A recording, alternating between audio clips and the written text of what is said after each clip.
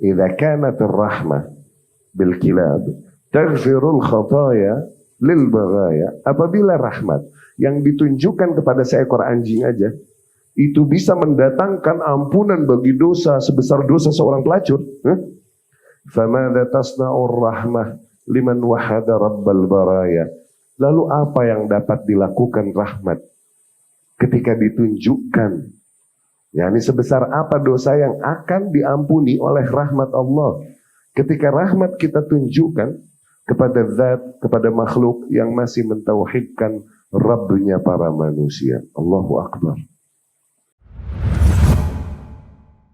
Assalamualaikum warahmatullahi wabarakatuh.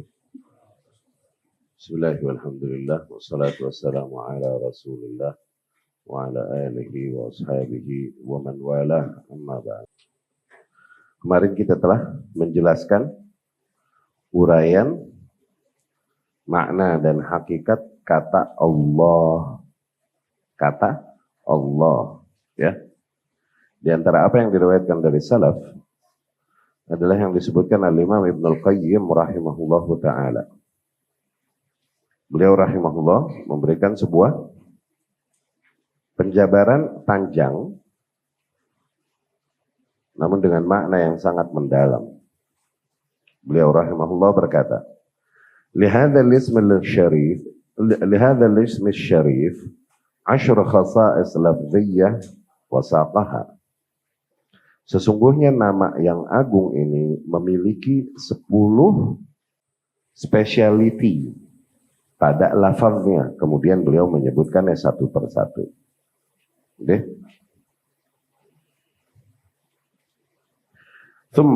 Kemudian beliau berkata, wa amma khasa'isuhul ma'nawiyah, adapun speciality-nya kata Allah ini secara maknanya, tuh, ya. Faqad qala a'lamul khalqi bihi sallallahu alaihi wasallam, maka itu telah diungkapkan oleh seseorang yang paling mengenal zatnya, yaitu Rasulullah sallallahu alaihi wasallam. Beliau berkata, la uhsi thana'an 'alaika anta kama athnait 'ala nafsik.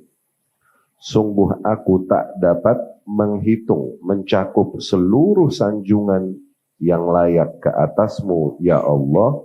Sungguh engkau sebagaimana kau sanjungkan dirimu ke atas dirimu. Ya, sebagaimana kau sanjungkan dirimu sendiri olehmu. Wa kaifa tuhsa khasa'is ism limusammahu kullu kamalin 'ala al-itlaq. Bagaimana mungkin dapat terhitung dan dapat tercakup spesialnya sebuah nama yang dimana zat yang menyandang nama tersebut memiliki seluruh bentuk kesempurnaan secara absolut, secara mutlak. Wa kullu madhin wa kullu hamdin, di mana zat yang menyandang nama tersebut ia memiliki seluruh bentuk sanjungan dan pujian.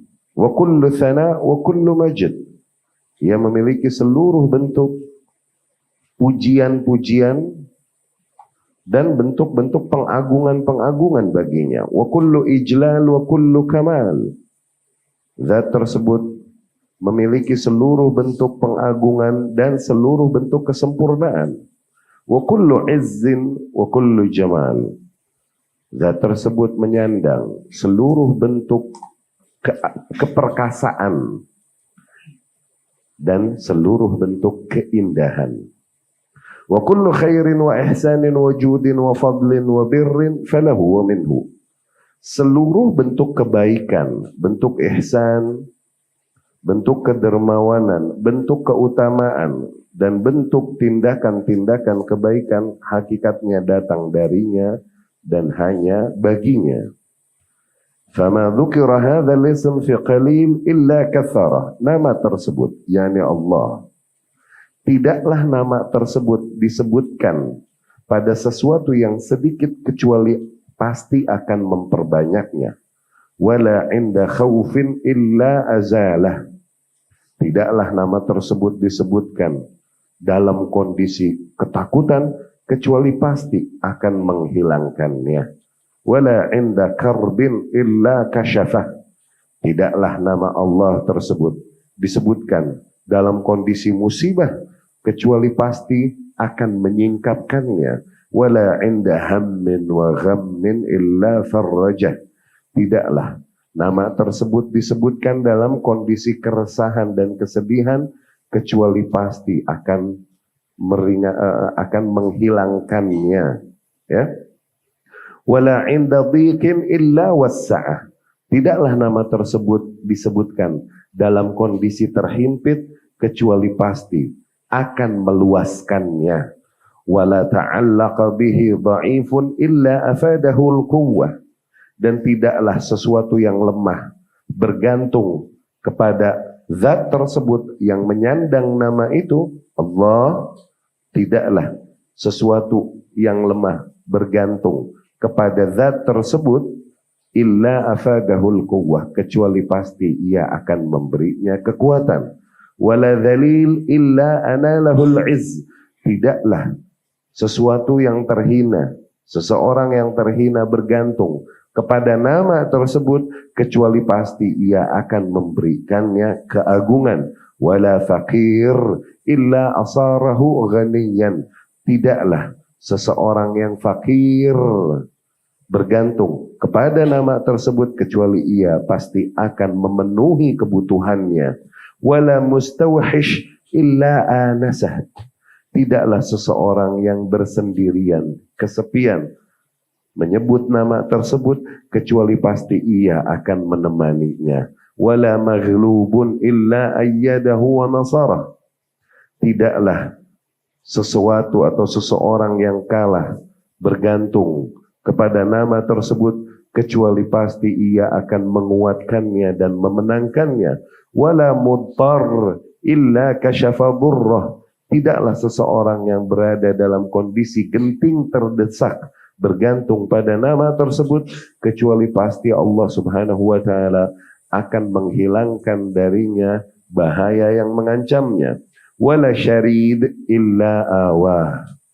Tidaklah seseorang yang terbengkalai bergantung kepada nama tersebut kecuali pasti ia akan memberinya shelter. Ya. Fahuwa al-ismu alladhi tukshafu bihil kurbat.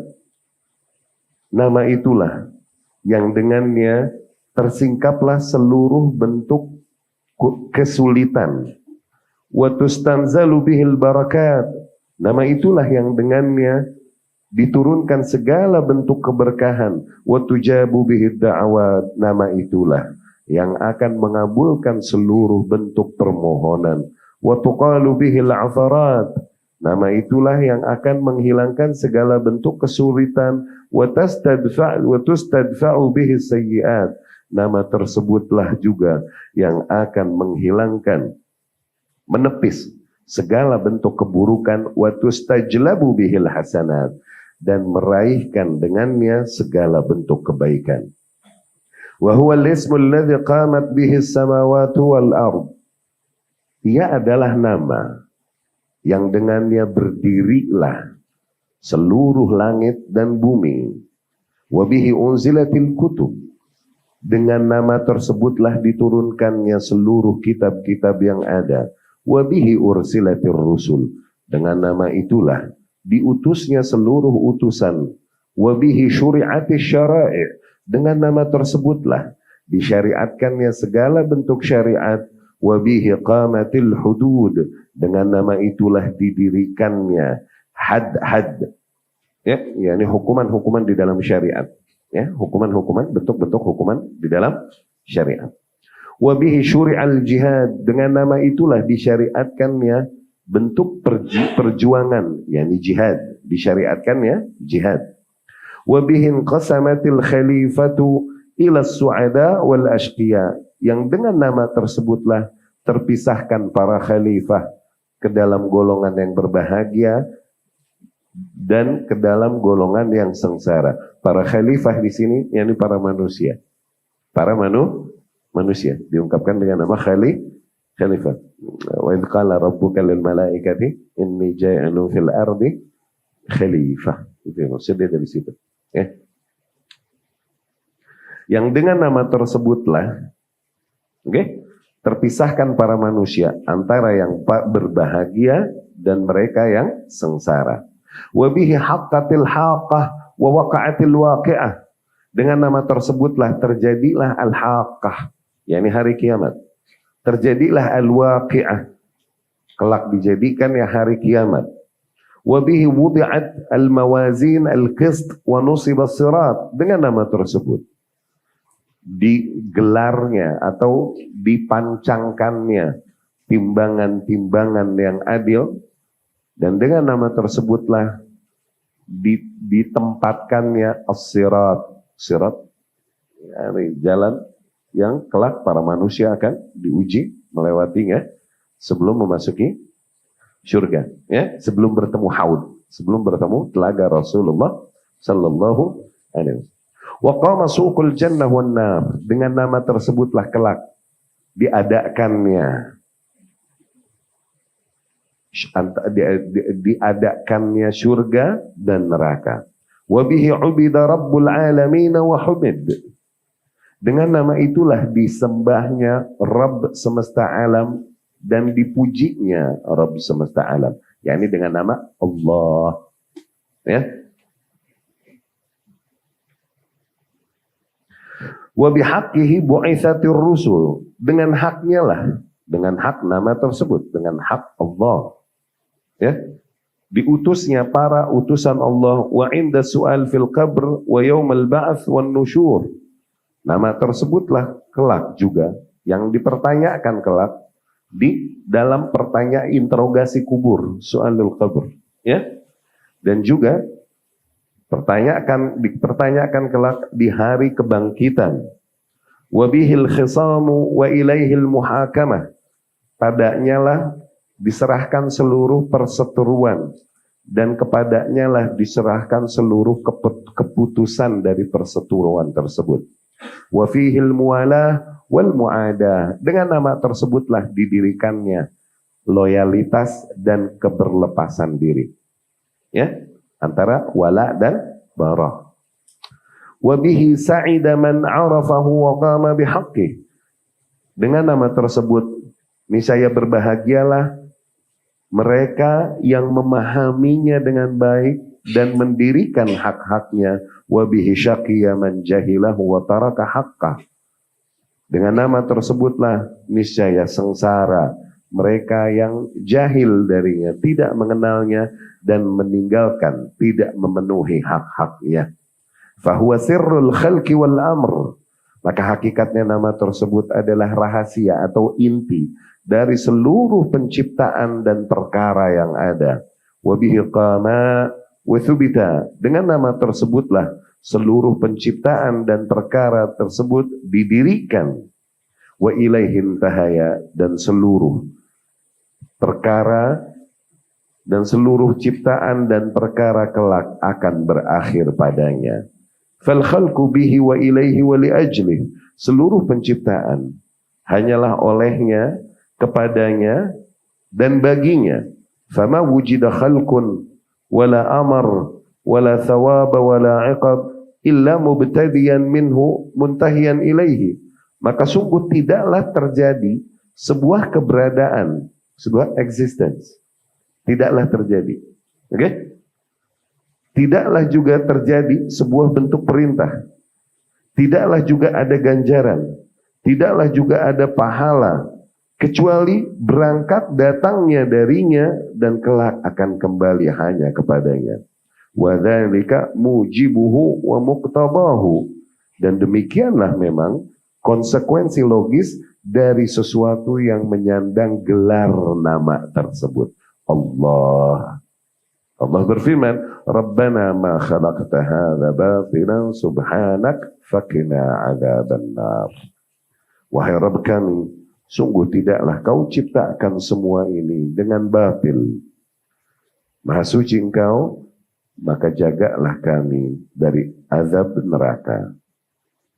Ya, demikian kira-kira yang disampaikan oleh Al-Imam Ibnu Qayyim Al-Jauziyah rahimahullah ketika mencoba mengurai makna kalimat Allah, makna dan kandungan secara maknawi dari kalimat Allah. Ya, bahwasanya kalimat tersebut hanyalah gitu, disandang oleh oleh suatu zat yang dimana seluruh bentuk kekuasaan, kesempurnaan, keindahan hanya ada padanya. Maka konsekuensi logisnya gitu, zat tersebut haruslah zat yang menentukan segala perkara yang terjadi, baik ada atau tiadanya, baik benar atau salahnya, baik perintah atau larangannya, baik balasan baik atau balasan buruknya, dan baik berakhir kepadanya dan datangnya pun darinya. Demikian maksudnya. Ya. Demikian diantara uraian diberikan oleh Imam Ibnul Qayyim rahimahullah. Kemarin kemudian Ar-Rahman Ar-Rahim telah kita jelaskan. Ya. Ar-Rahman dan Rahim adalah dua nama Allah Subhanahu wa taala. Di mana nama tersebut menegaskan betapa dominannya sifat rahmat pada Allah Subhanahu wa taala. Ya. Dan banyak nas-nas yang menguatkan hal tersebut.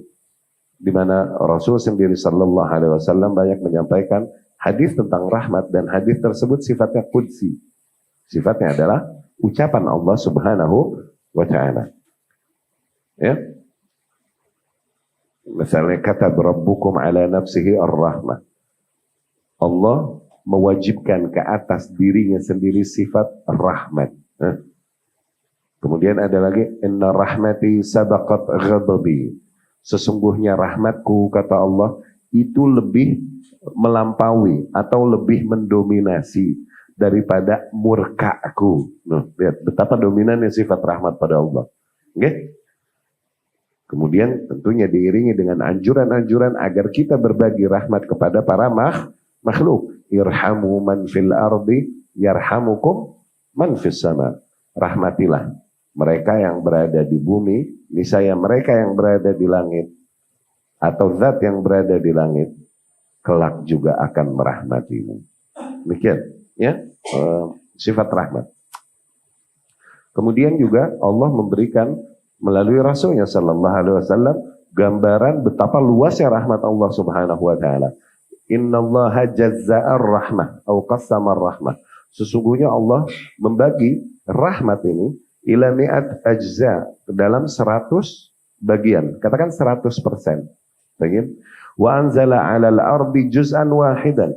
Kemudian Allah menurunkan rahmat tersebut ke muka bumi ini. Allah share rahmat itu kepada para makhluk yang hidup di bumi hanya 1% dari 100 tersebut.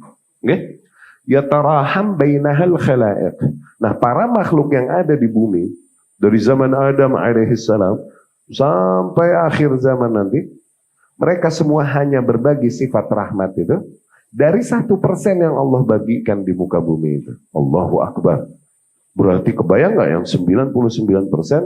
Lihat, kita aja makhluk memiliki rasa rahmat, gimana pun kepedulian dan lain-lain kepada sesama, kepada orang-orang yang kita fitrah kita emang merahmati mereka, pada orang tua mereka, kita, saudara kita, anak-anak kita, apalagi dan lain-lain, apalagi ibu kepada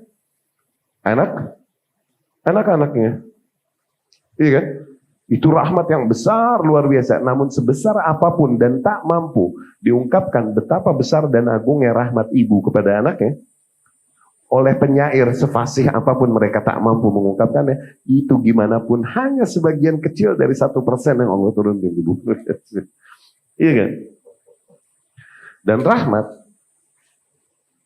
kepada sesama makhluk ini adalah diantara sebab besar untuk mendatangkan rahmat Allah bagi kita. Tuh lihat, rahmat kepada sesama makhluk itu adalah sebab besar untuk mendatangkan rahmat Allah bagi kita. Oke? Seseorang bagaimana mendatangkan rahmat Allah bagi kita? Rahmati para makhluk. Irhamu man fil ardi yarhamukum man fis sama. Tidakkah kita lihat baghiyah min baghaya Bani Israel sebagaimana dikhabarkan Rasul sallallahu alaihi wasallam. Pelacur di antara pelacur Bani Israel. Sakat kalban min kilabil ard, dia memberi minum seekor anjing di antara anjing-anjing liar. Okay? Yang dia lihat kehausan, yalhathu turab minal atash, yang mengulurkan lidahnya mencari Karena berangkat dari kehausan. Ya? Hanya karena rahmatnya melihat makhluk kehausan ini, kemudian dia memberinya air, ghafarallahu laha, Allah ampuni baginya dosa-dosanya. Tuh lihat, rahmat Allah enggak? Allah ampuni baginya dosanya. Syakarallahu laha, Allah berterima kasih bahkan kepadanya. Tuh. Allah ampuni dosa-dosanya wa adkhalahal jannah, dan Allah masukkannya ke dalam surga. Lihat rahmat Allah yang begitu luas. Kebayang nggak dosanya seorang, ini bukan zina sekali ini Jal, zinanya buat mata pencaharian. Kebayang nggak dosanya? Oke? Iya gak?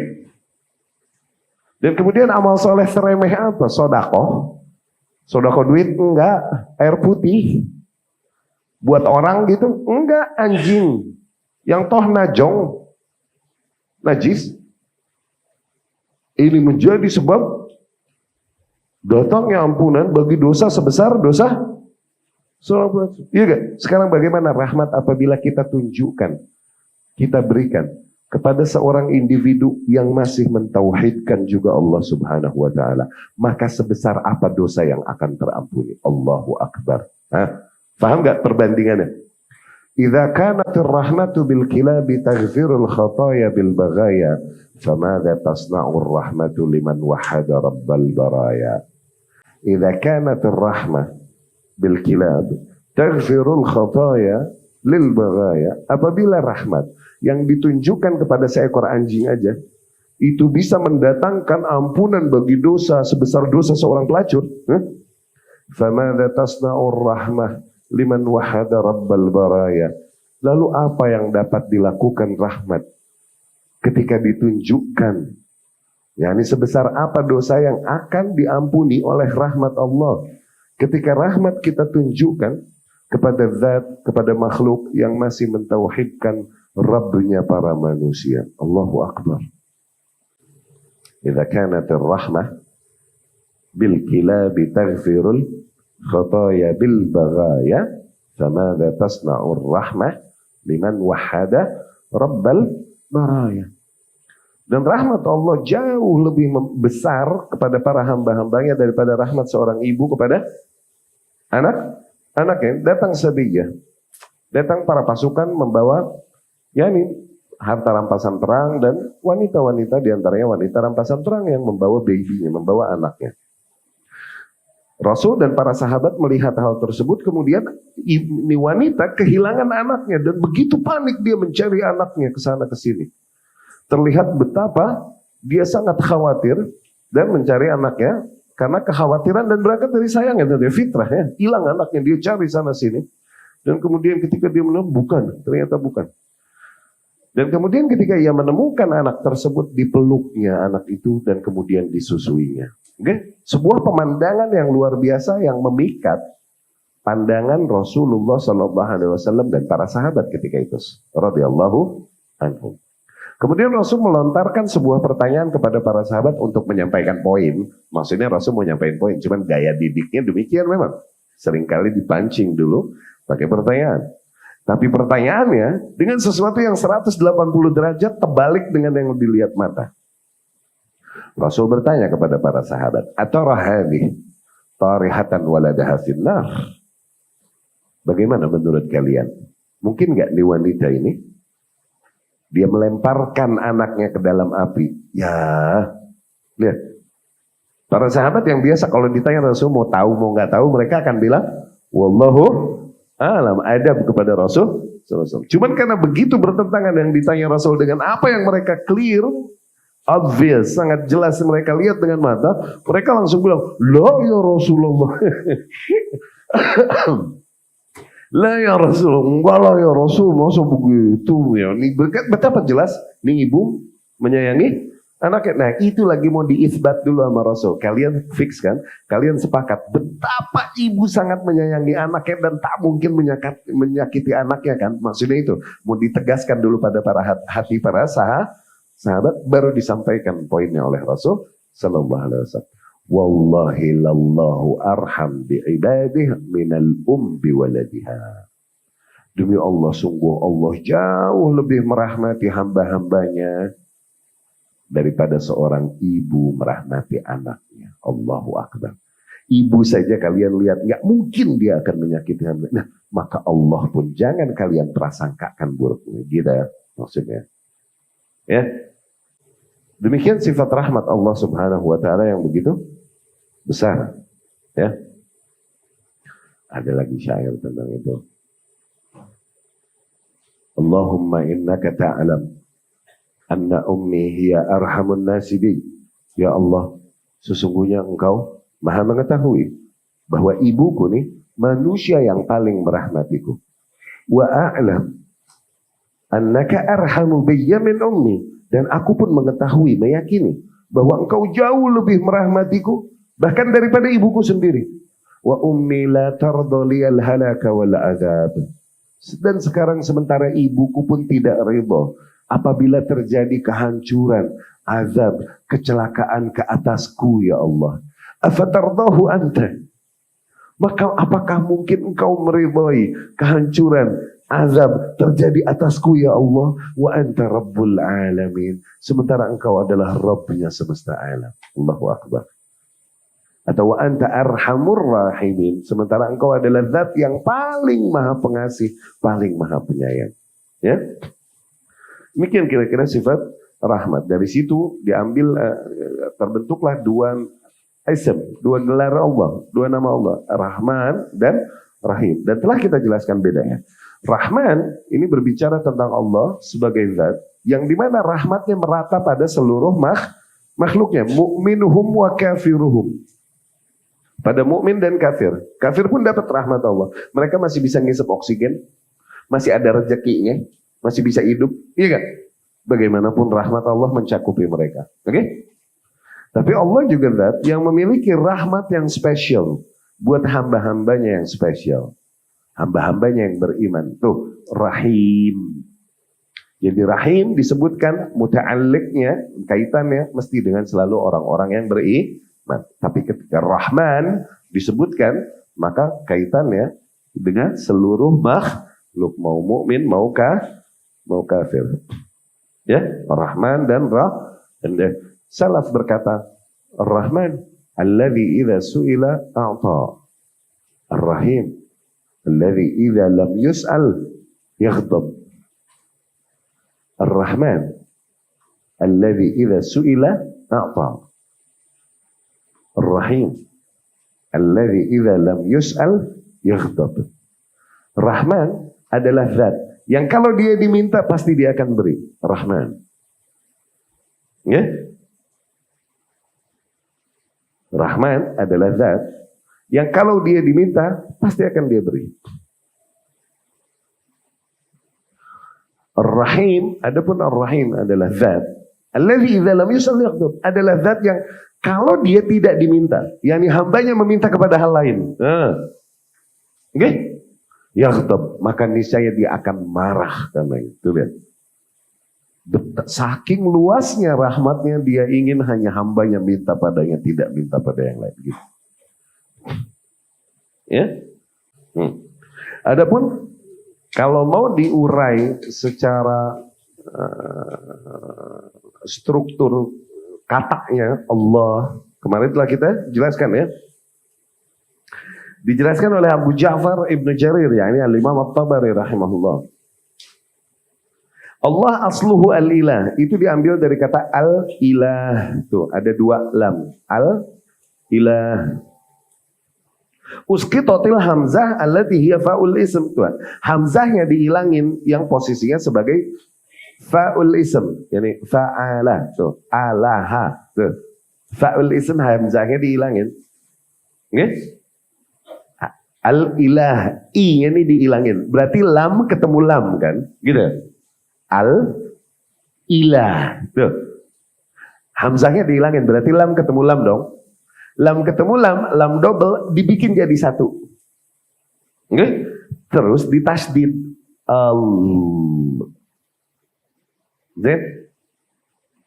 Ya. Al-lam az-zaidah hiya sakinah. Tuh. Lam zaidah ini di al tadi itu, di ma'rifahnya. Oke? Ditemuin sama lam yang berikutnya, fa'udghimat fil ukhra, diidghamin, yakni dileburkan kepada lam yang satunya di ainul fi'li. Allah, tuh ainul fi'linya lah kan. Oke?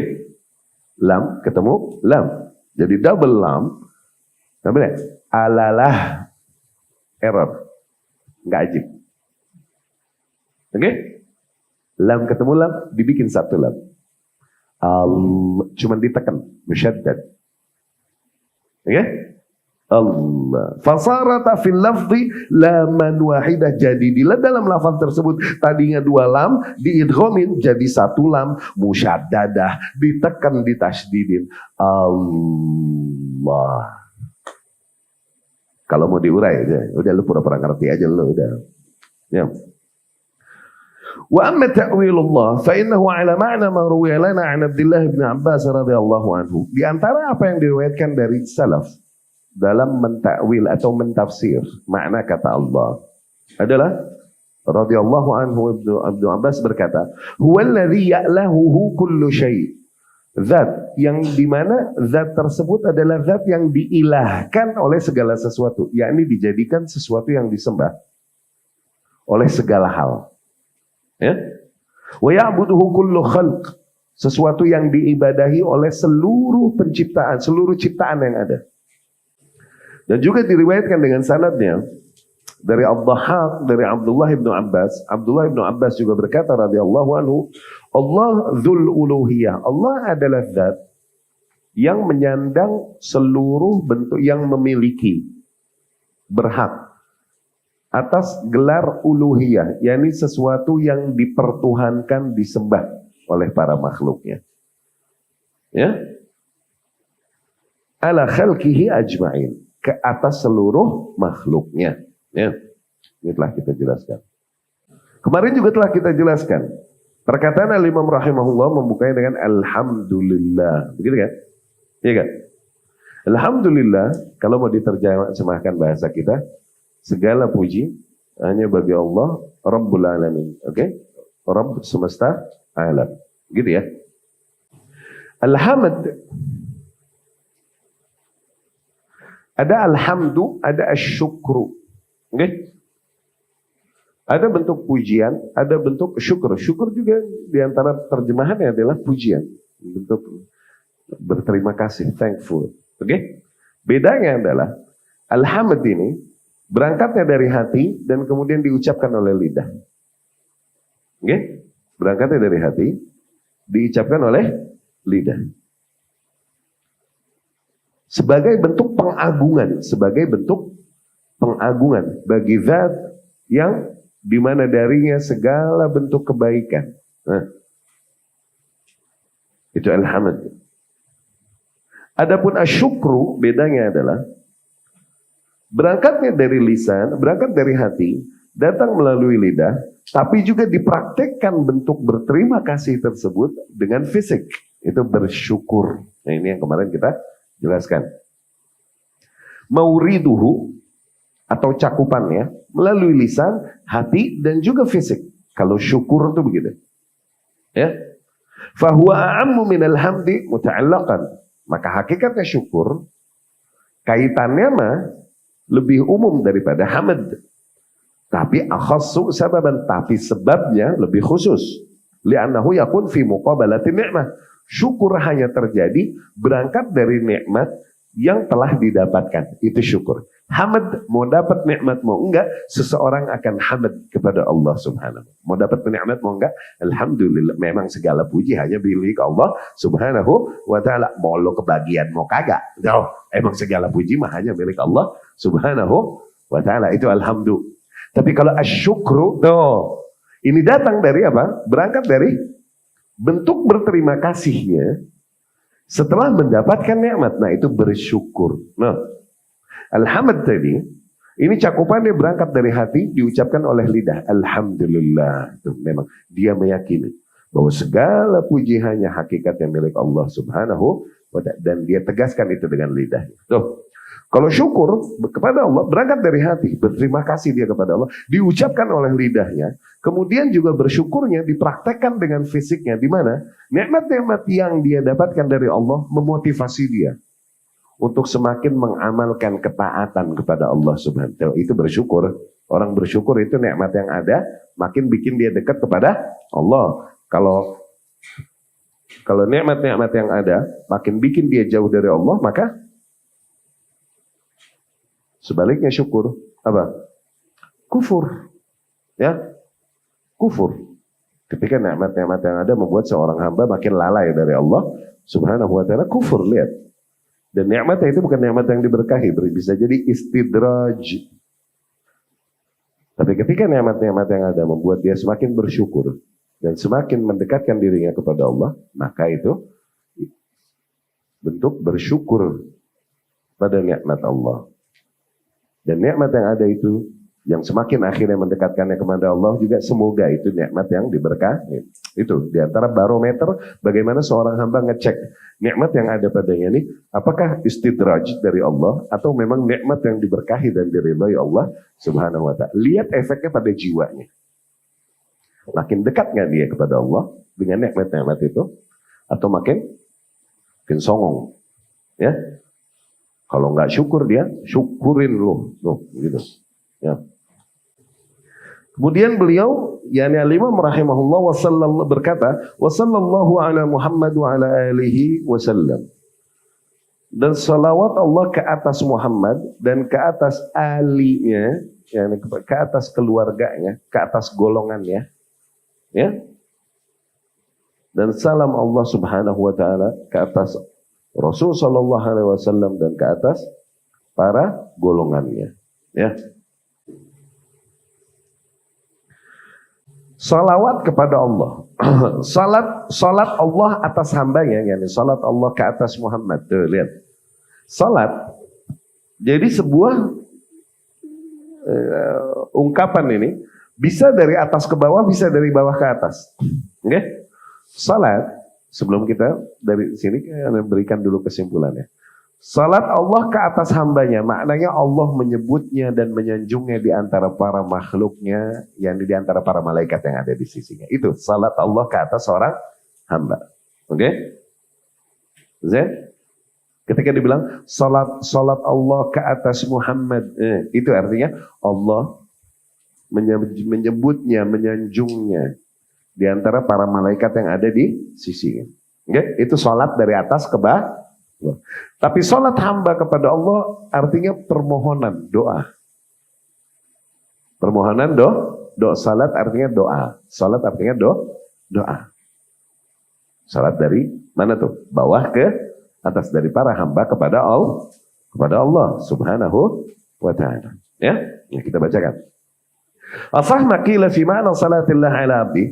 Yang paling sahih di dalam tafsiran makna salat Allah ke atas seorang hamba adalah yang disebutkan oleh Imam Bukhari rahimahullah ta'ala dari Abu La'aliyah rahimahullah, beliau berkata, salatullah, salatnya Allah maknanya sana'uhu alaihi indal malaikah, adalah ketika Allah menyanjung-nyanjungnya, ya, di hadapan para malaikat.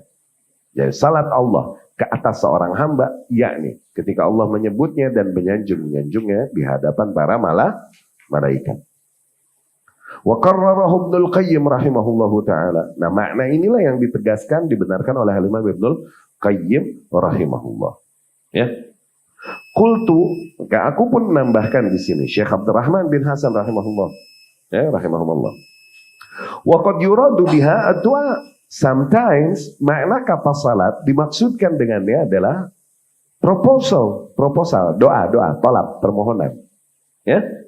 Kama fil musnad, sebagaimana di dalam riwayat Imam Ahmad dari Ali, yakni Ibnu Abi Thalib radhiyallahu anhu marfu'an, yakni dari Rasulullah sallallahu alaihi wasallam.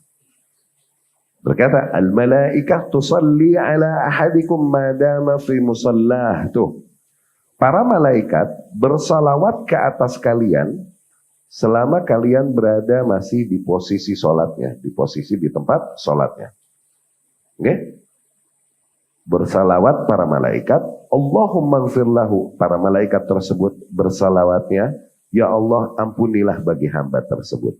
Allahumma arhamhu, ya Allah rahmatilah bagi hamba tersebut. Tuh, salat malaikat merupakan doa. No, doa dia kepada Allah Subhanahu wa taala bagi hamba yang bertahan di atas spot salatnya setelah salat. Ya, ini dia wirid dulu tuh. Madama fi mushallah itu. Ya. Itu Allahumma salli ala Muhammad, itu maknanya. Dapat difahami ya? Salawat ke atas Muhammad nih artinya apa? Oke? Salatnya artinya apa? Ketika datangnya dari Allah dan ketika datangnya dari makhluk. Ketika datang dari Allah artinya apa? Kesimpulannya, salat tersebut adalah ketika Allah menyebutnya di hadapan para malaikat, menyanjungnya di hadapan para malaikat. Itu salat Allah kepada hamba. Adapun salat makhluk kepada Allah artinya apa? Permohonan doa makhluk kepada Allah, entah malaikat kepada Allah, entah manusia kepada Allah, ya. Wa ala alihi, dan ke atas golongannya, ahlinya. Tuh, salawat ke atas Muhammad dan kepada ahlinya. Oke? Okay? Ahli Muhammad di sini atba'uhu ala dini, orang-orang yang mengikuti Muhammad sallallahu alaihi wasallam di atas agamanya Muhammad sallallahu alaihi wasallam. Awas. Ya, pembeda antara ahli Muhammad dengan bukan ahli Muhammad, berarti patokannya di mana? Adalah agama dan nilai yang diikutinya, bukan nasab. Awas. Bukan nasab. Ya. Nassa alaihi Imam Ahmad. Nilai inilah yang ditegaskan juga oleh Imam Ahlus Sunnah, Imam Ahmad bin Hanbal. Wa alaihi aktsarul ashab. Wa ala hadza fayushmil azan. Dan demikianlah yang diyakini banyak para ahli ilmu, yakni al-ashab di sini maksudnya ashab Hanabilah. Ashab di sini Hanabilah maksudnya, ya. Yakni para demikian juga sebenarnya bukan dari hanya Hanabilah dan para ahlus sunnah dari zaman ke zaman. Wa ala hadza fayushmil as-sahabah. Maka dengan makna ali sebagai atba'uhu ala dini, orang-orang yang mengikutinya di atas agamanya, makna al ini mencakup makna mencakup apa? Sahabat radhiyallahu anhum, para sahabat juga radhiyallahu anhum, wa ghairahum, dan mencakup para orang-orang lain selain para sahabat minal mu'minin, dari golongan orang-orang yang beriman, ya. Dan Syekh Al-Faqih memberikan ta'liq di sini. Unzur tafsir dzalika kitab Jala' al-Afham fi Salah ala Khairil Anam. Al-Alamul Hafiz. Lihat kejelasan hal ini di dalam kitab Jala'ul Afham fi Salat ala Khairil Anam. Karya Imam Ibnul Qayyim rahimahullah menegaskan, dia mengurai dan menegaskan nilai ini bahwa maknanya adalah siapapun yang mengikuti Rasulullah sallallahu alaihi wasallam di atas agamanya. Tidak sebagaimana diyakini sebagian kelompok bahwa al ini hanya tercakup atau terbatas pada orang-orang dengan nasab tertentu yang masih ada kaitan nasab dengan Rasulullah SAW. Dan ini kemarin kita jelaskan bahwa ahlul bait itu ada, dan itu akidah ahlus sunnah. Kewajiban kita mencintai mereka. Itu diantara usul akidah ahlus sunnah. Mencintai mereka adalah diantara bentuk mencintai Rasulullah Sallallahu Alaihi Wasallam. Dan mereka punya hak dan punya ada speciality yang tertentu di dalam syariat mereka. Haram atas mereka, zakat dan sedekah dan lain-lain ada. Memang ada, betul, memang ada. Ya? Tapi tidak juga dengan itu akhirnya seseorang menempatkan kaum demikian di atas syariat. Sehingga tidak dia diyakini bahwa tidak terkena dosa atau tidak terkena maksiat, pelanggaran dan lain-lain. Enggak demikian. Dan ketika mereka salah, ya salah. Oke, apalah lagi mereka menyeru kepada apa yang tidak diserukan Rasulullah sallallahu alaihi wasallam, maka kita ingkari. Ya, tetap patokannya di situ, ya. Bahkan Rasul sendiri berkata sallallahu alaihi wasallam, "Lau sarakat Fatimah bintu Muhammad, andai saja Fatimah bintu Muhammad mencuri, kata Muhammad yadaha." Ini saya Rasul sendiri yang akan memotong tangannya. Ini menggambarkan bahwa bagaimanapun keluarga Nabi terkena peraturan syariat, nggak ada istilah kebal hukum, nggak ada, ya. Dan nggak ada urusannya di akhirat kelak di hadapan Allah Subhanahu Wa Taala, sebagaimana Nabi tegaskan, kekeluargaan dengan Nabi itu tidak bisa menyelamatkan seseorang dari hukumannya di akhirat kelak. Sebagaimana Nabi jelaskan sendiri hal tersebut kepada para keluarganya. Ya, radhiyallahu anhum. Ala kulli hal, sekali lagi Ahlus Sunnah mencintai Ahlul Bait. Ini sebagai bentuk cinta kita kepada Rasulullah SAW. Namun menempatkan mereka pada tempatnya. Ya, menempatkan mereka pada tempatnya. Berbeda dengan Rafidhah. Berbeda dengan Rafidhah yang hulu di dalam mencintai dan mengagungkan mereka sampai menaruh mereka di atas syariat Muhammad sendiri sallallahu alaihi wasallam. Di atas syariatnya Muhammad sallallahu alaihi wasallam, sampai level syirik-syirik dengan segala sektenya pada Rafidhah, dengan segala Syiah ini, ya kan? Dengan segala kadar kesesatan yang ada pada masing-masing sekte di Syiah tersebut. Ini yang membedakan Ahlus Sunnah dengan mereka. Kita mencintai mereka namun menempatkan pada tempatnya. Jadi sekali lagi, dengan bersalawat ke atas Ali Muhammad, Allahumma salli ala Muhammad wa ala Ali Muhammad. Dengan itu jangan seseorang berkecil hati, oh berarti aku hanya bersalawat ke atas para keluarga Muhammad dan tidak kepada para sahabat. Salah. Al ini mencakup para sahabat Rasul sallallahu alaihi wasallam, bahkan seluruh orang-orang yang beriman. Kalaupun berbeda zaman dengan Rasul sallallahu alaihi wasallam. Demikian al. Oke? Okay? Demikian juga alu Fir'aun. Oke? Okay? Dibilang alu Fir'aun, keluarga Fir'aun. Apakah maknanya keluarga nasab doang? Wa idh najjaynakum min Ali Fir'aun, yasumunakum su'al azab. Dan ingatlah ketika kami selamatkan kalian dari Ali Fir'aun, atau wa idh farakna bikumul bahra fa'anjaynakum wa aghraqna ala Fir'aun. Dan ingatlah ketika kami belahin lautan buat kalian dan kami selamatkan kalian dan kami tenggelamkan alu Fir'aun. Artinya apa? Fir'aun nama ipar-iparnya atau sama saudaranya, sepupunya doang? Atau Fir'aun and the gang? Artinya apa? And the gang. Semua yang mengikuti agamanya. Gitu kan? Iya kan? Fir'aun and the gang. Demikian Alu Muhammad. Mereka yang beriman mencakup yang masih memiliki kekerabatan dengan Rasul atau tidak memiliki kekerabatan dengan Rasulullah Sallallahu Alaihi Wasallam. Ya, tapi kita dengarkan dulu adzan, kemudian kita lanjutkan. Aku qouli hadza wa astaghfirullah li wa lakum. Bismillahirrahmanirrahim. Alhamdulillah wassalatu wassalamu ala Rasulillah wa ala alihi wa ashabihi wa man walah, amma ba'd. Qala al-musannif rahimahullahu taala kitabut tauhid. Jadi tadi setelah membuka dengan hamdalah, salawat dan salam ke atas Rasul sallallahu alaihi wasallam dan ke atas para orang-orang yang beriman yang mengikutinya, baik dari keluarganya ataupun non keluarganya, gitu ya, baik Arab ataupun bukan Arab. Dan itu nggak ada batasan sama sekali, mau negara, mau ras, nggak ada batasan sama sekali. Ya, can't you imagine? Syuf, di buku paling besar, kitab-kitab paling besar yang meriwayatkan hadis kabar dari Rasul, baik ucapannya, prakteknya, ataupun sikap-sikap yang diambilnya ya, qauliyah, takririyah, fi'liyah, okay? Ini yang dikenal dengan kutubus sittah. Iya kan? Kutubus sittah. Nah, buku-buku yang meriwayatkan dari Rasulullah sallallahu alaihi wasallam, nilai-nilai yang diajarkannya melalui ucapannya, prakteknya, atau sikap-sikap yang diambil. Banyak yang lain-lain ada lagi. Cuman yang paling utama yang dikenal dengan nama kutub sittah. Sahihan, Bukhari, Muslim, sama arba'ah sunan, sama 4 sunan. Ya kan? Abu Dawud, Tirmidzi, Ibnu Majah, Nasai. Ini. Ya. Anda percaya nggak? 6 orang ini yang Arab itu cuma 1 aja. Imam Muslim rahimahullah Ibnu Hajjaj An-Naisaburi. Itu doang yang Arab. Sisanya non-Arab. Sisanya non-Arab semua. Yang bule Imam Bukhari. Ya kan? Eropa, bule.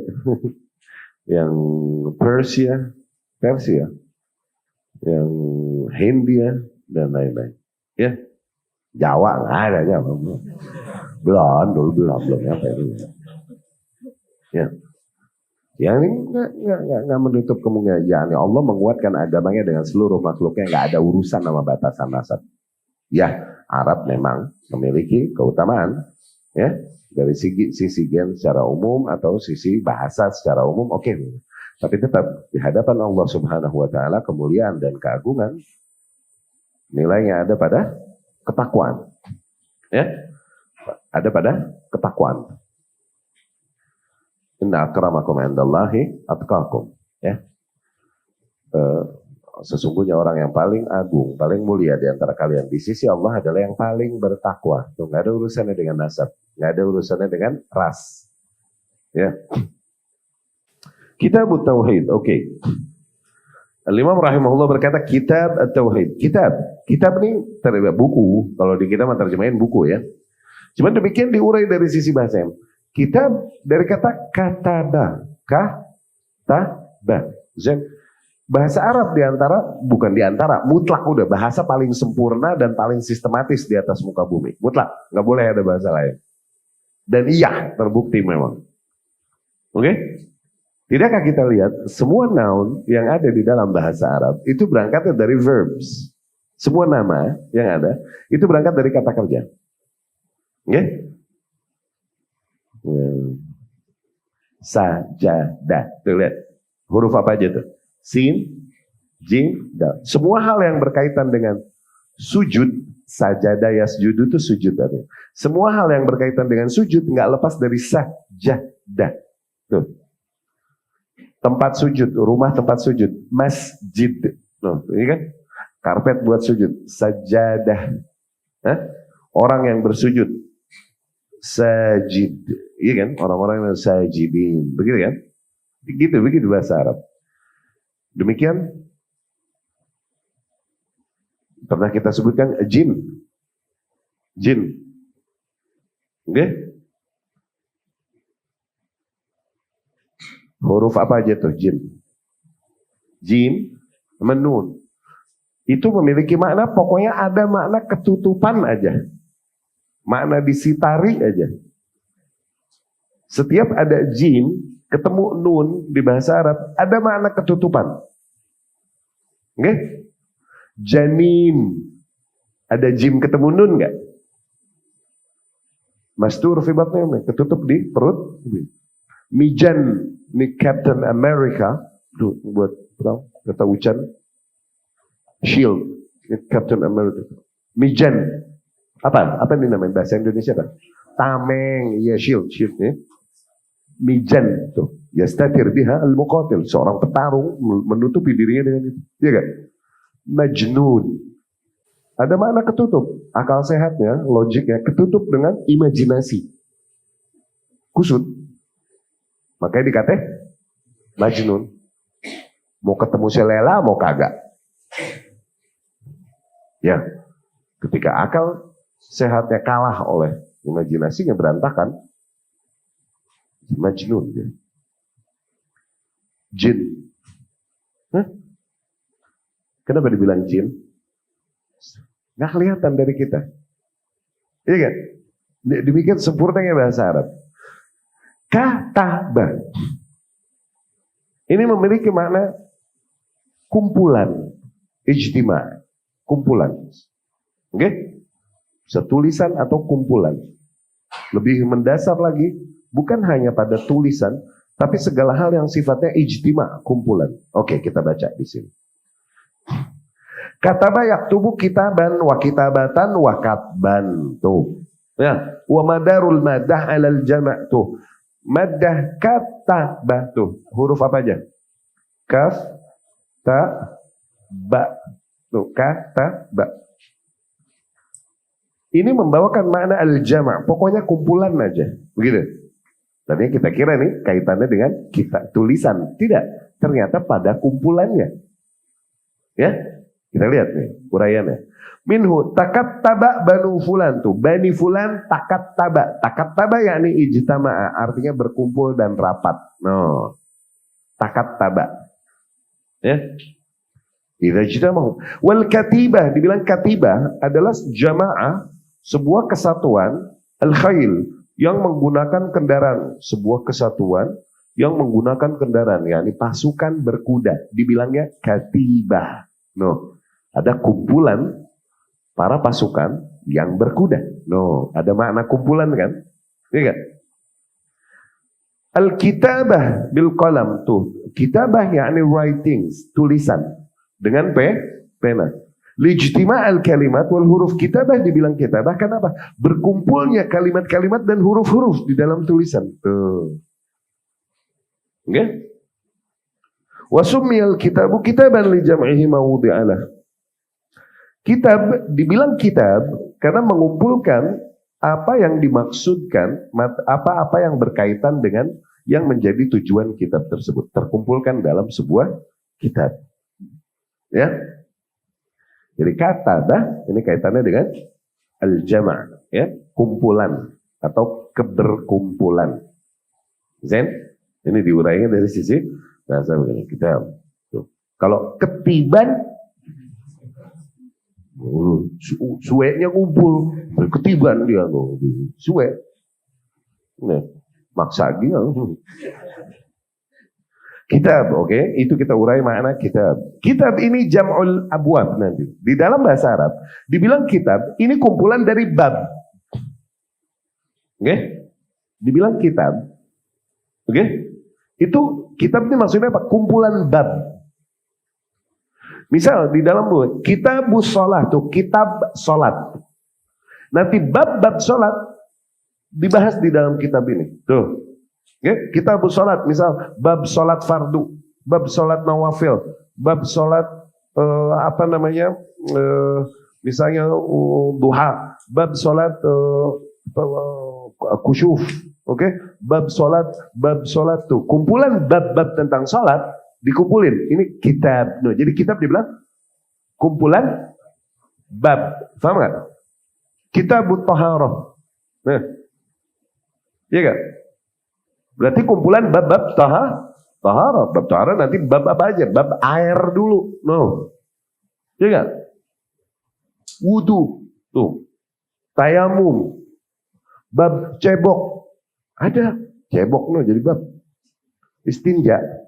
Iya kan? Bab cebok. Bab kalau nggak ada air, ceboknya pakai batu istijmar. Itu bab sendiri tuh. Iya kan? Jadi di dalam Islam sebagaimana wudu, ketika nggak ada air tuh boleh pakai debu, oke? Okay? Maka begitu pun cebok. Ketika nggak ada air, boleh pakai jamr, benda-benda padat. Oke? Okay? Seperti apa? Seperti kulit durian. Lu gosok no peledes lu. Ya. Ya batu, okay? Atau daun atau tisu bahasa sekarang. Ya, jangan dijajal kulit durian. Ngengkang ntar lu.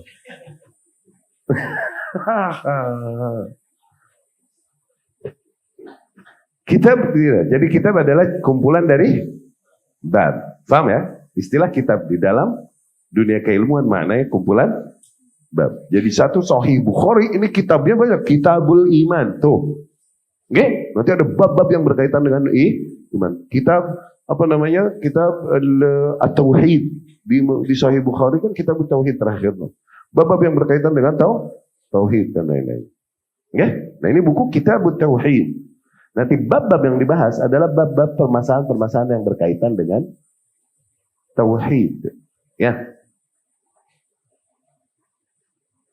Nanti ada lagi yang memecah. Pecahan kitab, pecah jadi bab, pecah lagi nanti ada fasal. Ya. Ya itu buat info aja lah. At-tauhid. Nah, bicara tentang tauhid. Oke, tauhid ini pernah kita jelaskan sebelum masuk dari sini. Tauhid diambil dari kata wahada yuwahidu. Artinya mensatukan. Ingat ya? Mensatukan, bukan menyatukan, bukan, tapi mensatukan. Bedanya apa? Menyatukan banyak di mix, itu menyatukan. Adapun mensatukan banyak dipilih satu, yang lain dihilangin. Nah, tuh. An-nafi wal itsbat. La ilaha illallah. Tuh. Itu bedanya. Mensatukan dengan menyatukan. Nah, mensatukan ini bahasa lain ya, mengesahkan. Menunggalkan. Nah, bukan menyatukan, beda ya. Menyatukan nge-mix. Itu tauhid. Wahada yuwahidu. Ya?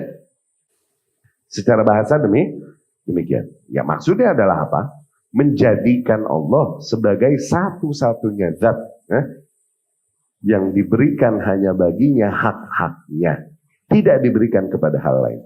Hak-haknya untuk dijadikan satu-satunya zat yang diibadahi. Hak-haknya untuk diyakini bahwa seluruh kuasa, apapun yang terjadi di alam semesta adalah datang dari kehendaknya. Ya, apapun yang terjadi di alam semesta adalah sesuai dengan apa yang dikehendaki dan diatur olehnya. Tuh. Bahwasanya ia memiliki seluruh kuasa dan seluruh sifat-sifat yang sempurna dan lain-lain. Tuh. Ya, itu menjadikan Allah satu. Oke, keterangan di sini Syekh rahimahullah al-Imam Syekh Abdurrahman bin Hasan mengurai makna tauhid ini. At-tauhid naw'an. Tauhid ini ada dua macam. Oke? Ini pembagian di antara pembagian ulama kepada tauhid, atas nilai tauhid, tujuannya untuk mempermudah para penuntut ilmu. Awas, bukan bid'ah yang dibuat-buat, ya, sebagaimana dituduhkan oleh sebagian kaum. Tauhid naw'an, tauhidnya ada dua macam. Tauhid fil ma'rifah wal itsbat, ya. Tauhid yang kaitannya dengan keyakinan dan penetapan. Ya.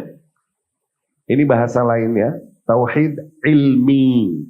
Tauhid yang kaitannya dengan keilmuan yang kita yakini. Ya. Ini mencakup tauhid rububiyah dan al-asma was sifat. No, gitu. Tauhid al-asma was sifat sama tauhid rububiyah. Ini maksudnya masuknya tauhid ilmi atau tauhid al-ma'rifah wal itsbat. Ya. Macam tauhid yang kedua, tauhid fi talab wal qasad. Tauhid talab wal qasad atau tauhid talabi, biasa dibilang begitu. Ya, ini tauhid yang memang menjadi inti tujuannya. Tauhid yang memang dituntut. Ya. Yaitu apa? Ini tauhid al-ilahiyah wal ibadah. Tuh. Bahasa lainnya tauhid uluhiyah atau tauhid ubudiyah. Ya, jadi orang mau membagi ke dalam dua, mau membagi ke dalam tiga, sebenarnya maknanya itu juga, paham ya? Oke. Al-Imam Ibnul Qayyim rahimahullah berkata, beliau menjabarkan, ini pembagian yang datang dari Imam Ibnul Qayyim nih, jadi dua bagian, oke? Amma tauhid alladzi da'at ilaihi ar-rusul wa nazalat bihil kutub, fahuwa naw'an.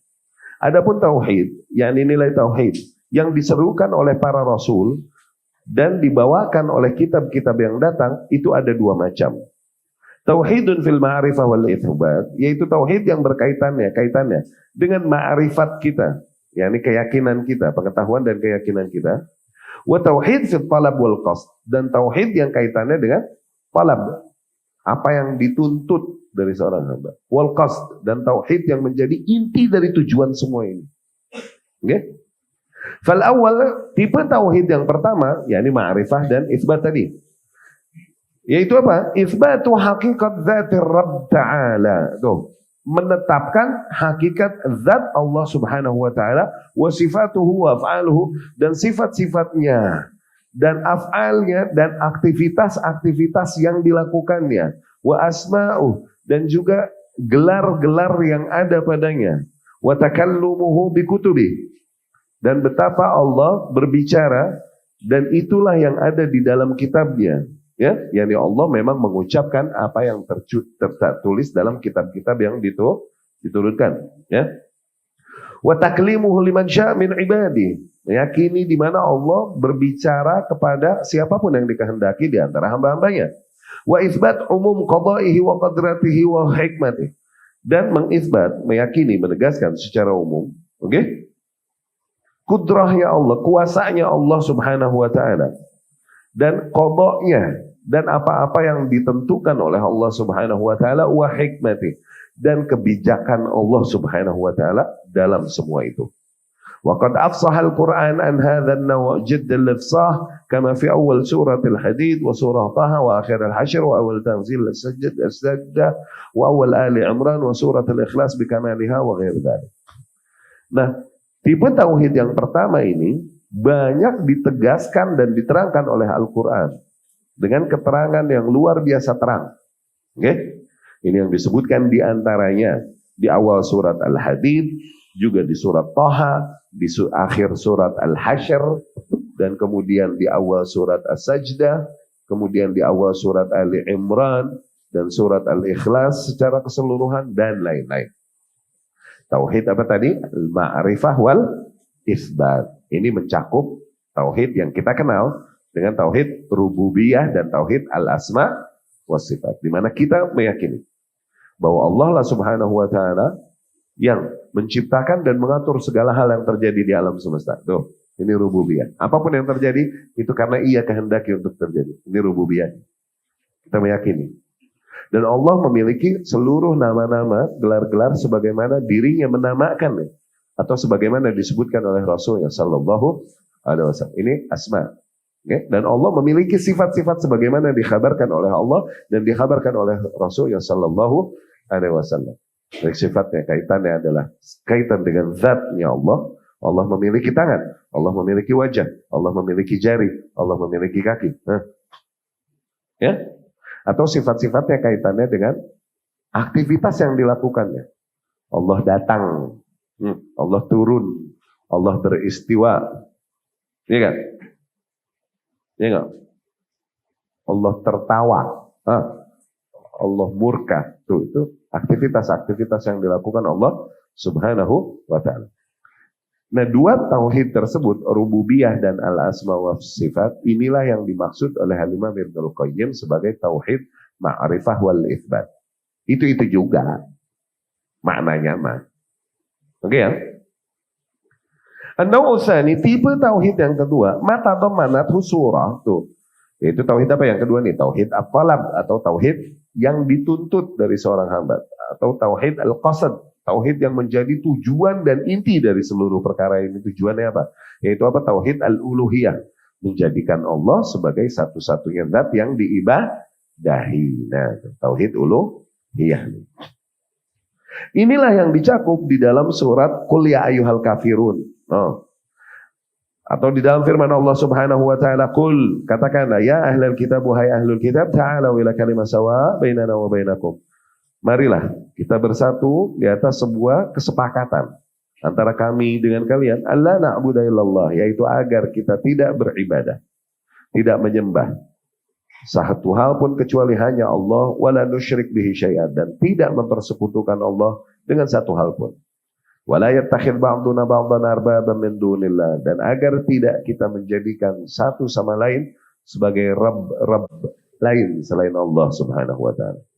Fa in tawallaw, dan apabila mereka berpaling, yakni para ahlul kitab tersebut ketika diajak kepada nilai itu untuk bersepakat di atas hal tersebut, apabila mereka berpaling dari hal tersebut, dari ajakan itu, faqulu syahadu bi anna muslimun, maka katakanlah pada mereka, saksikanlah bahwa kami adalah orang-orang yang berserah diri, berislam.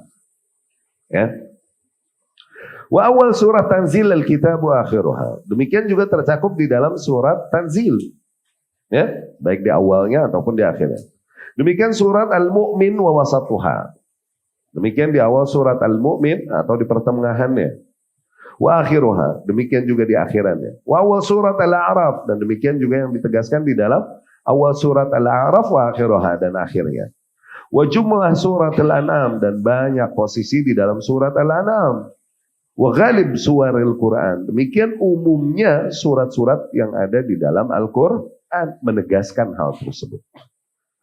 Dan hakikatnya bal, nih, kullu surah fil Quran, semua surat yang ada di dalam Al-Quran, fahiyya mutadamminah, hakikatnya surat-surat yang ada semua di dalam Al-Quran pastilah mencakup linawai at-tauhid.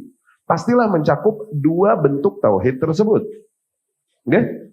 Atau kita mau sebut dengan istilah kita, pastilah mencakup tiga bentuk tauhid tersebut. Uluhiyah, rububiyah, asma was sifat.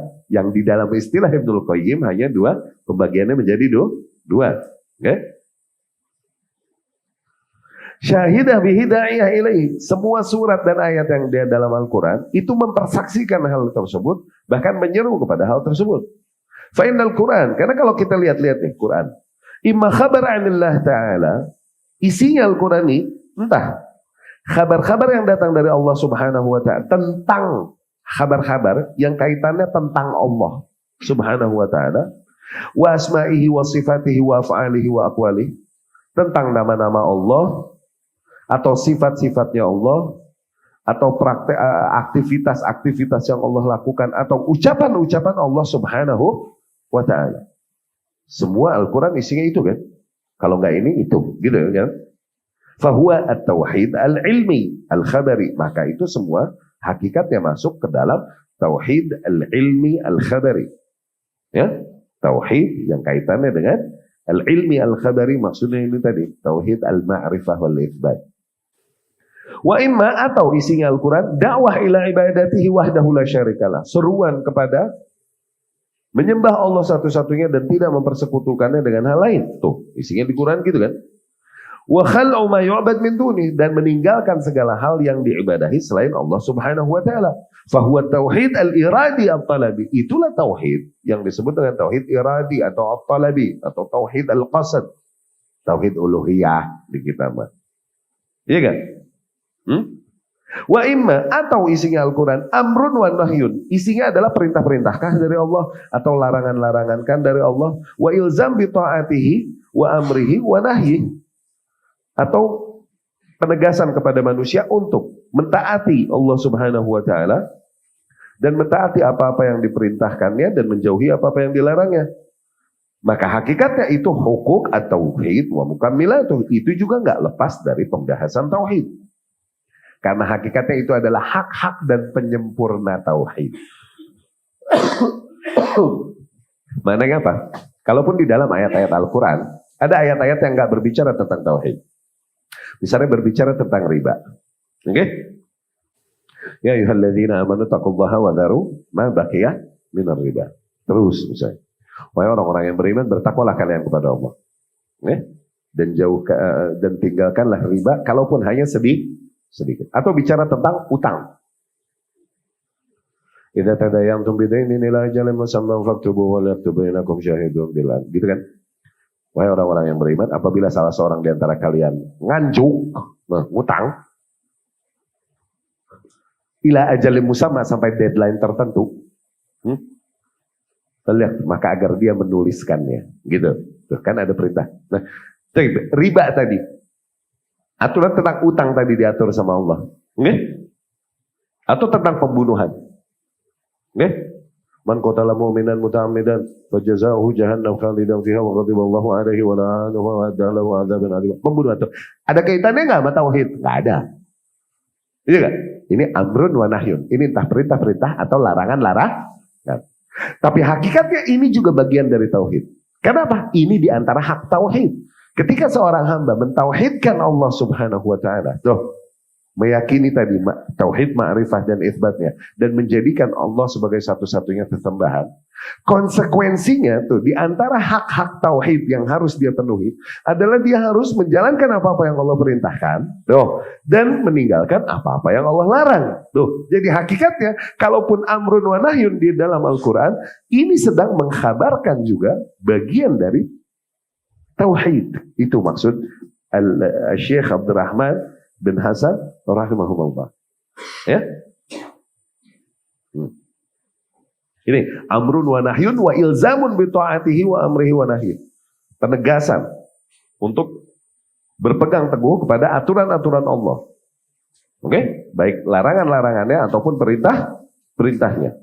Fahuwa hukukut tauhid, dan hal tersebut hakikatnya adalah hak-haknya tauhid, yakni konsekuensi dari bertauhid yang harus dipenuhi. Kalau seseorang bertauhid harus memenuhi hal itu. Wa mukammilatih, atau mungkin penyempurna dari nilai tauhid yang ada pada diri seorang hamba. Gitu. Wa imma khabaran ikram ahli tauhid, atau mungkin ayat-ayat Al-Quran berisi tentang bagaimana kelak dimuliakannya para ahli tauhid, wa ma fu'ila bihim fid dunya, dan bagaimana mereka diperlakukan di dunia, wa ma yukrimuhum bihi fil akhirah, dan bagaimana kelak Allah memperlakukan mereka, mengagungkan mereka di akhirat. Fahuwa jaza tauhidih, maka hakikatnya itu adalah ganjaran dari tauhid yang diterapkannya selama hidupnya. Ya berarti Kabar-kabar yang berbicara tentang hal tersebut juga berbicara tentang tauhid. Iya kan? Konsekuensi bertauhid nanti. Ya? Wa imma khabar an ahli syirik, atau mungkin ayat-ayat tersebut entah tentang kabar tentang para ahli syirik wa mafu'ila bihim fid dunya, dan bagaimana mereka kelak diperlakukan di dunia minan nikal, yang seringkali Allah memperdaya mereka. Ya? Wa ma yahillu bihim fil 'uqba minal 'adzab, dan apa yang kelak terjadi pada mereka kelak, oke, di akhirat kelak dari azab. Fahuwa jaza man kharaja an hukmi tauhid. Maka ayat-ayat tersebut hakikatnya juga sedang berbicara tentang ganjaran bagi mereka yang keluar dari undang-undang tauhid. Nggak lepas juga berarti itu ayat dari tauhid. Iya kan? Fal Quran kullu, maka hakikatnya Quran secara keseluruhan fit tauhid. Itu emang lagi ngomongin tauhid gitu. Wa hukuki, dan hak-hak tauhid, wa jazai atau ganjaran-ganjaran dari tauhid. Wa fi sya'ni syirki wa ahlihi wa jazaihim. Sebaliknya juga berbicara tentang bagaimana urusan kesyirikan, ganjaran mereka, balasan bagi mereka, ya, dan para ahli kesyirikan, dan bagaimana kelak balasan bagi mereka. Intaha, sampai situ perkataan Al-Imam Ibnu Qayyim rahimahullah. Jadi demikian yang coba disampaikan Al-Imam Ibnu Qayyim. Apabila dilihat dari nas-nas yang ada, baik dari Al-Quran dan hadis, kira-kira kita dapat spesifikkan atau kita bagi nilai-nilai yang berkaitan dengan tauhid itu ke dalam dua bagian, kata Imam Ibnu Qayyim. Tauhid ilmi, atau tauhid khabari, atau tauhid ma'rifah, tauhid isbat. Itu nama itu semua pakailah, terserah. Ini yang kaitannya dengan keyakinan seorang hamba yang berkaitan tentang zat Allah Subhanahu wa ta'ala. Ya? Maka ini hakikatnya mencakup tauhid rububiyah sama tauhid asma sifat. Atau tipe tauhid yang kedua. Ini tauhid yang dibilang tauhid iradi, tauhid yang dimaksud, tauhid al-qasd, tauhid yang menjadi inti dan tujuan semua drama, wa ma khalaqtul jinna wal insa illa liya'budun. Semua drama ini tujuannya yang sama. Tauhid al-qasd atau tauhid al-ma'bud, tauhid ubudiyah atau tauhid uluhiyah. Ini berbicara tentang menjadikan Allah sebagai satu-satunya zat yang hak untuk diibadahi, di mana zat-zat lain yang diibadahi oleh para manusia selain Allah batil, hanya Allah yang hak untuk diibadahi. Dan betapa kita dijadikan oleh Allah Subhanahu wa ta'ala hanya dalam rangka menghambakan diri kepada Allah Subhanahu, bukan untuk hal lain. Inna salati wa nusuki wa mahyaya wa mamati lillahi rabbil alamin. Demikianlah salatku, sesembelihanku, seluruh hidup dan matiku hanyalah bagi Allah Rabb semesta alam. Wa ma khalaqtul jinna wal insa illa liya'budun. Itu maknanya, tidaklah kami ciptakan jin dan manusia kecuali agar mereka beribadah hanya padaku. Ya.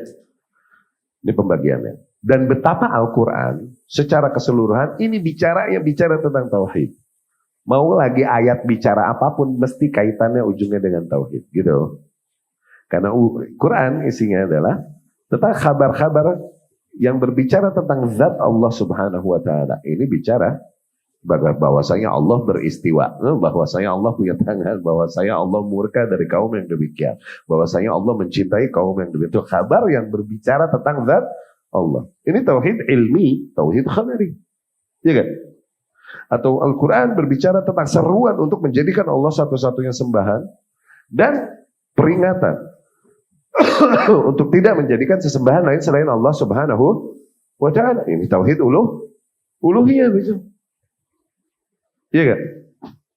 Atau kabar-kabar ntar kelak orang-orang beriman di surga gimana, di akhirat, di dunia gimana, di surga, di akhirat gimana, di orang-orang yang syirik gimana di dunia, gimana di akhirat. Ini konsekuensi dari mereka yang bertauhid dan mereka yang meninggalkan hukum tauhid itu. Jadi nggak lepas dari itu.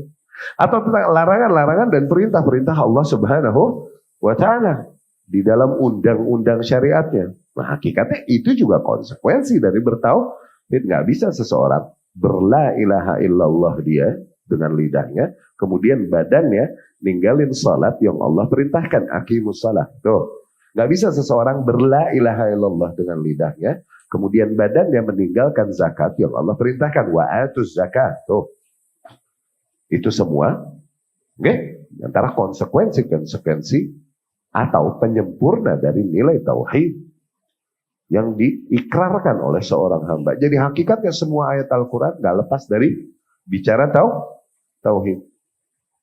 Gitu. Dan demikian dakwah para nabi dan rasul dari zaman ke zaman. Ya di situ udah.